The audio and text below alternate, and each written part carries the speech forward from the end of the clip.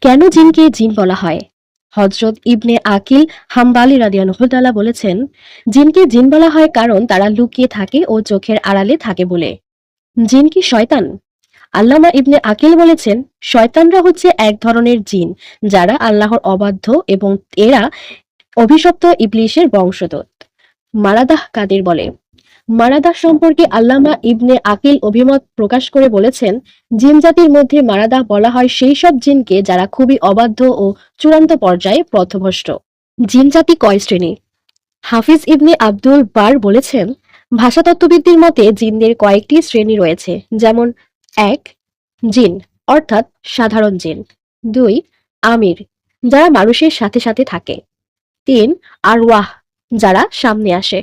৪. শয়তান, যারা অধ্যত ও অবাধ্য। ৫.